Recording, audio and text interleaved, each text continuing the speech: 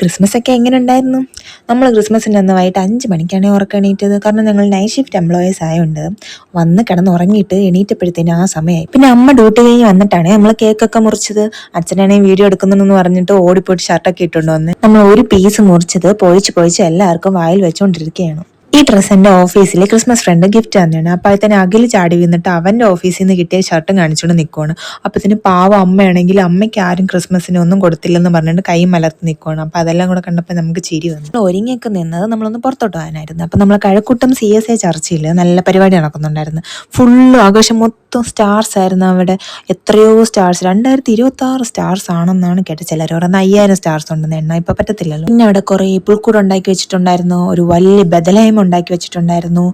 ഒരു വലിയ പുൽക്കൂടിനകത്ത് ഉണ്ണിയേശുനും, അതും വലിയ ഉണ്ണിയേശുനും ഉണ്ടാക്കി വെച്ചിട്ടുണ്ടായിരുന്നു. പിന്നെ ഞാൻ ക്രിസ്മസ് പപ്പയായിട്ടൊക്കെ ഫോട്ടോ എടുത്തു.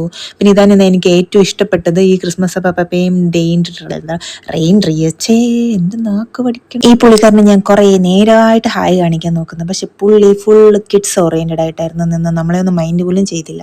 അതുകൊണ്ട് തന്നെ ക്രിസ്മസ് പപ്പയെ ഇപ്പം ഈ മുതുക്കുകളൊന്നും നോക്കാൻ സമയമില്ലല്ലോ. കുറച്ച് നേരം കഴിഞ്ഞപ്പോൾ അവിടുത്തെ മെയിൻ അട്രാക്ഷൻ എന്നാണ്ട് ഈ ബബിൾസ് ആയിരുന്നു. ഫുൾ ആകാശം മൊത്തം ഒരു ബബിൾസ് ആക്കി. അത് ബബിൾസ് പൊട്ടുമ്പോൾ തന്നെ ഗ്യാസ് വരിക. ഈ സംഭവം ഞാൻ കല്യാണ വീഡിയോസിൽ കണ്ടിട്ടുണ്ട്, പക്ഷെ നേരിട്ട് ആദ്യമായിട്ടാണ് കാണുന്നത്. അതുകൊണ്ട് തന്നെ അവിടെ മെയിനായിട്ട് എൻജോയ് ചെയ്തത് പിള്ളേർ സെറ്റായിരുന്നു. ദേ വർ സോ ഹാപ്പി.